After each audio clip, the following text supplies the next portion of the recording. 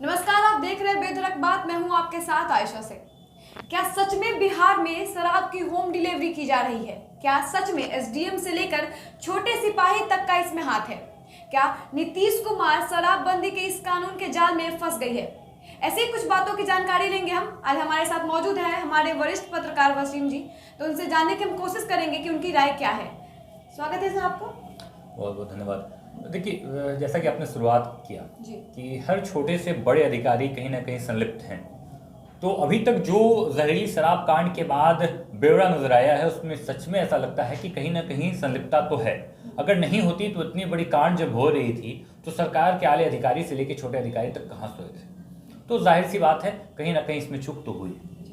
अब मेरा कहना ये है कि नीतीश कुमार ने अभी फिलहाल अपना बयान दिया है कि जो पिएंगे वो मरेंगे, हम कोई मुआवजा नहीं देंगे। उन्होंने साफ साफ ये जाहिर कर दिया कि वो किसी भी पीड़ित को कोई मुआवजा नहीं देंगे। और ऐसे में बहुत नेता लोगों का बयान भी आया है कि इनको मुआवजा देना चाहिए। तो इसमें आपका क्या राय है? देखिए, मुआवजा की बात की जाए तो बिहार सरकार बिहारियों को, जो बिहार की आबादी है और जो गरीब आबादी है, उसको देने की बात करती है। अगर बात करते हैं कोर्ट के पॉइंट ऑफ व्यू से देखी जाए इस बातों को, या जो सुप्रीम कोर्ट ने या जो बिहार का अपना न्यायालय है उसके हिसाब से भी देखी जाए, तो जाहिर सी बात है कि मुआवजा तो मिलेगा, मुआवजा मिलना भी चाहिए। क्योंकि पीड़िता का जो परिवार है ना वो अब बिहारी है, और बिहारी होने के नाते वो गरीबी रेखा से नीचे हो चुका है, क्योंकि कमाने वाले वो एक थे। हालांकि उन्होंने गलती जरूर की है, उन्होंने दारू पी है, शराब पी है, जो कि पूर्ण रूप से शराबबंदी है। लेकिन शराबबंदी के कानून में, जब कानून 2016 में गठित किया गया था, तो उस कानून में कहीं पे भी सजाए मौत नहीं लिखी गई थी।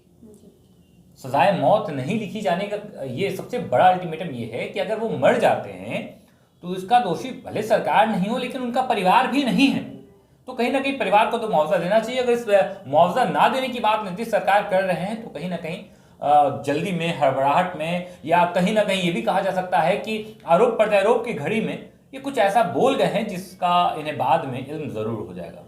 जैसा कि आपने कहा कि मुआवजा देना चाहिए, लेकिन अभी जान रहे हैं कि जो छपरा शराब कांड हुआ है, लोग जहरीली शराब पीने से उनकी मौत हो रही है, और ये खबर लगातार आ रही है, आंकड़ा में बढ़ोतरी लगातार आ रही है, ये जानते हुए लोग भी पी रहे हैं। तो ऐसे में सरकार गलत है या नहीं है, या फिर सिर्फ सरकार गलत है? ऐसे में आपको देखिए कहीं ना कहीं अगर हम अपनी नजर से देखते हैं तो समाज का इसमें बहुत बड़ा योगदान रहा है इस गलती को होने में, ये कांड का हो जाने में, जहरीली शराब से लोग के घर में मातम पसर जाने में समाज का बहुत बड़ा रोल रहा है। सरकार ने एक बेहतर नियम लागू किया।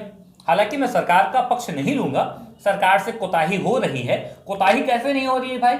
सीएम हाउस के तकरीबन 700 मीटर दूर पर एक टोला है, उस टोला में दिन भर भट्टी चलती रहती है। भट्टी का धुआं क्या प्रशासन की नजर में नहीं है? क्या आंखों के सामने काला कपड़ा ओढ़ लिए जाते हैं? क्या होता है आखिर? तो कहीं ना कहीं प्रशासन की तो गलती है, सरकार की गलती है, लेकिन समाज की गलती इसलिए है कि समाज को अवेयर करना चाहिए। समाज का मतलब और मकसद होता है अवेयरनेस फैलाना।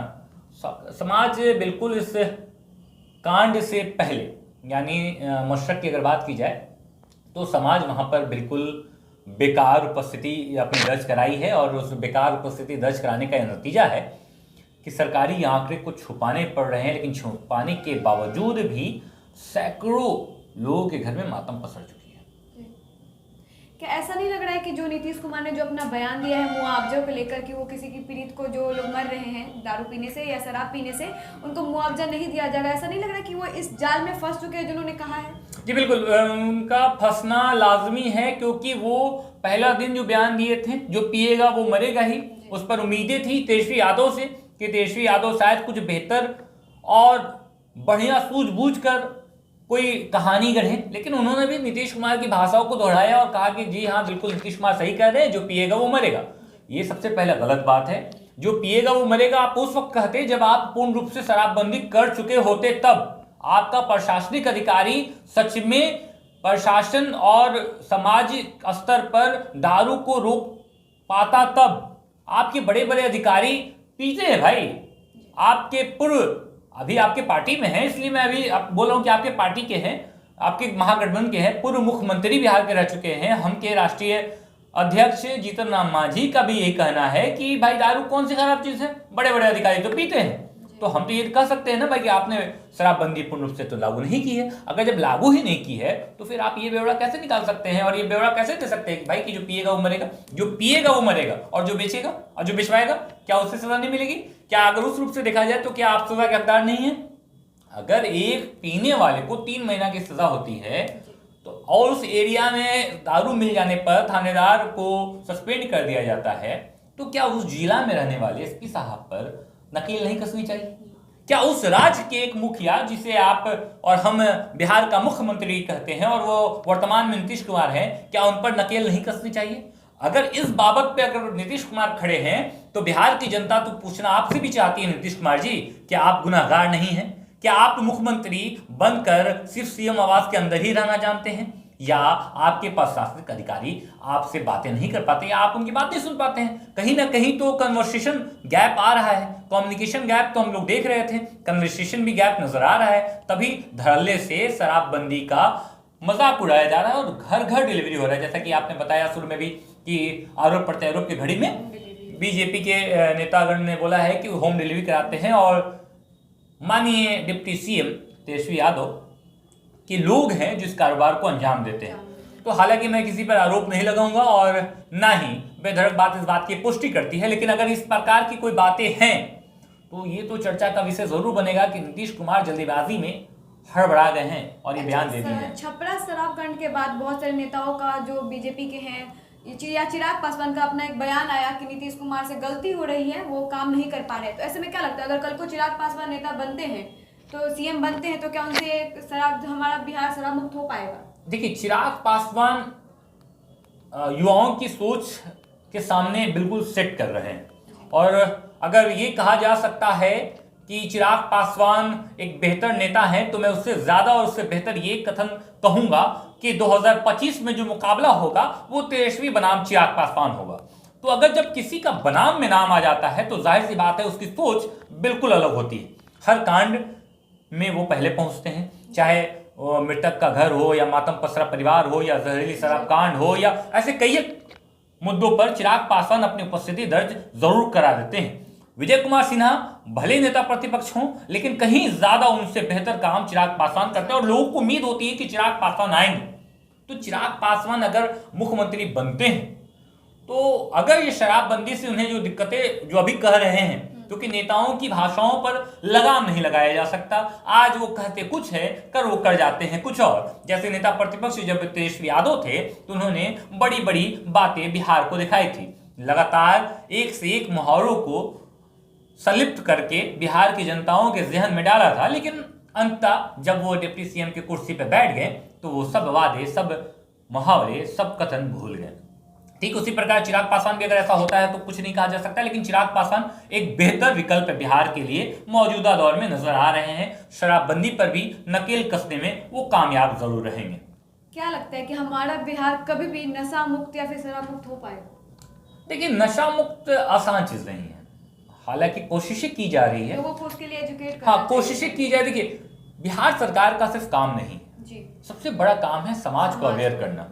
आप देखिए, आप सरकार आपके लिए ना, सरकार ने कहा है कि अगर आप दारू पीजिएगा तो आपको 6 महीना की जेल हो जाएगी, 5,000 रुपया फाइन भरा जाएगा। तो ये सरकार अपने लिए थोड़ा नहीं कर रही है, सरकार तो आपको डरा रही है कि आप डर कर करके छोड़ दीजिए। लेकिन सरकार वहीं पर एक कदम पीछे है, सरकार अवेयर नहीं करना चाहती है। सरकार ये नहीं कहना चाहती है कि भैया तुम इस काम में इतना बिजी हो जाओ कि शराब बेचने वाला बिहार में नजर नहीं आए। शराब पीने वाले के लिए तो सजा है, शराब बेचने वाला तो धड़ल्ले से बेच रहा है ना। शराब बेचने वाला जो कल को जिसे कपड़े पहनने का सहूर नहीं था, आज उसने बंगला खरीद लिया है, आज उसने स्कॉर्पियो गाड़ी खरीद ली है। तो बताइए कि शराब कारोबारी कहां से कहां तक चले गए। और जो शराब की अगर बातें जब चर्चाएं में आती है, जैसे कि लोजपा के प्रवक्ता ने बताया कि इस पर जो बैंड है वो हटा देनी चाहिए, लीगली तौर पर बिचवाना चाहिए, उससे कर आएगा। जाहिर तौर पर मैं भी इस बात से अछूता नहीं हूं कि शराब एक अच्छा कर सरकार को और बिहार राज्य को लाकर दे सकती है, लेकिन ठीक है। उसके उपरांत जैसे कि जब 2016 में नीतीश कुमार ने शराबबंदी की थी, उस वक्त कहा था कि महिलाओं को बहुत दिक्कतें होती है, सही बात है, महिलाओं की कहानी हमने देखी भी है, हमने पढ़ी भी है, हमने सुनी भी है। उस वक्त हमें लगा कि नहीं, महिलाओं पर जो शोषण किया जा रहा है उस शोषण का कहीं ना कहीं मुख्य रूप से अगर क्रिटिसाइज किया जाए तो शराबी ही है। यानी शराब ही एक ऐसी चीज है जिसकी वजह से घरों में हर दिन झगड़े का माहौल बना रहता है, जिसको लेकर माताएं, बहनें, घर की औरतें इस बात को लेकर हर दिन चिंता में रहती हैं, हर रात चिंता में सोती हैं कि भाई ये दारू की वजह से मेरे घर में कलेश हो रहा है। ठीक है, आपने बंद किया, हम भी आपके साथ खड़े थे 2016 से लेकर अब तक, और आगे भी नशा मुक्त बिहार में हम जैसे कई चैनल आपका साथ देंगे। लेकिन सिर्फ पीने वाले पर नकेल मत कसिए, बनाने वाले पर कसिए। प्रशासनिक अधिकारी वो अधिकारी जो बॉर्डर पर तैनात होते हैं और वहां से जो गुजर जाती है गाड़ी, बड़े बड़े खेप, तो वो कैसे होता है? आपका बिहार चौतरफा बॉर्डरों से भरा हुआ, छिपा हुआ, और जहां जहां ये बॉर्डर है वहां शराबबंदी नहीं है। जैसे झारखंड शराबबंदी नहीं है, उत्तर प्रदेश शराबबंदी नहीं है, उड़ीसा शराबबंदी नहीं है, बंगाल शराबबंदी नहीं है। तो अब कितना बड़ा चैलेंज है आपके पास। आप जितना आसान भाषा में कह देते हैं कि बिहार में पूर्ण शराबबंदी है, वो सिर्फ और सिर्फ कागजी है। क्यों कागजी है? क्योंकि एक अनपढ़ जाहिल गवार आदमी भी ये समझ सकता है कि जिसका चौतरफा बॉर्डर, जहां पर पूर्ण रूप से शराबबंदी तो छोड़िए, जहां नशा का कारोबार सबसे टॉप लेवल पर होता है, उसके सटे हैं आप, उसके बीच में हैं आप, और आप कहते हैं कि हमारे यहाँ पूर्ण शराबबंदी है, तो माफ कीजिएगा, ये आपकी कथन जो है वो बिल्कुल असत्य है। जैसा कि आपने कहा कि बनाने वाले के साथ साथ जो तो जैसा कि आपने कहा कि पीने वाले के साथ साथ बनाने वाले पे भी ध्यान देना चाहिए नीतीश कुमार को। बहुत बहुत धन्यवाद आपका, बहुत जानकारी मिली हम आपसे। बने रहिए बेहतर बात के साथ। धन्यवाद। कितना देर हुआ? तो जैसा इनका कहना था कि सिर्फ पीने वाले पे नहीं, बनाने वाले पे भी रोक लगाना चाहिए नीतीश कुमार को, क्योंकि कहीं ना कहीं लोगों का बयान आ रहा है, नेताओं का बयान आ रहा है कि इसमें एसडीएम से लेकर छोटे सिपाही तक का भी हाथ है। तो इसमें नीतीश कुमार को इस चीज़ पे ध्यान देना चाहिए। ऐसी खबरों के लिए बने रहिए हमारे बेदरक बात के साथ। धन्यवाद।